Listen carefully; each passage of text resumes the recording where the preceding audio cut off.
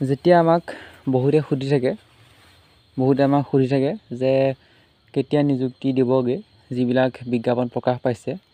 আৰু আমি কৈছিলোঁ যে ইলেকশ্যনৰ আগত বা পিছত, বিশেষকৈ আগত বুলি ক'লে সম্পূৰ্ণ যিবোৰ ৰিক্ৰুইটমেণ্ট প্ৰচেছ, সেই প্ৰচেছসমূহ সমাপ্ত হ'ব।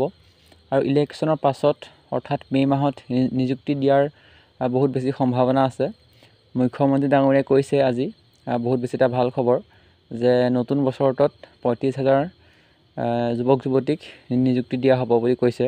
আৰু ইতিমধ্যে অসম টেটৰ বিজ্ঞাপনৰ যিটো এপ্লাই কাইলৈৰ পৰা আৰম্ভ হ'ব। আজি ৰাতিলৈ বেকআপ ভেকেঞ্চিখন, ডিষ্ট্ৰিক্ট ৱাইজ ভেকেঞ্চিখন ওলোৱাৰ সম্ভাৱনা বহুত বেছি, বা আমি ওলাব বুলি ক'ব পাৰোঁ, আজি ওলাব। আৰু আমি শুনামতে অসম পুলিচৰ যিবোৰ ইণ্টাৰভিউ ডেট অহা 9 জানুৱাৰী ঘোষণা কৰা হ'ব, যদিও 26 তাৰিখত ঘোষণা কৰা কথা আছিলে। আমি শুনামতে 9 তাৰিখত ঘোষণা কৰা হ'ব। যিবোৰ এডমিট কাৰ্ডসমূহ কেতিয়া মুকলি কৰা হ'ব, 9 তাৰিখে ঘোষণা কৰা হ'ব। তো বহুতে সুধি থাকে যে বিজ্ঞাপনৰ যিটো এপইণ্টমেণ্ট কেতিয়া দিব।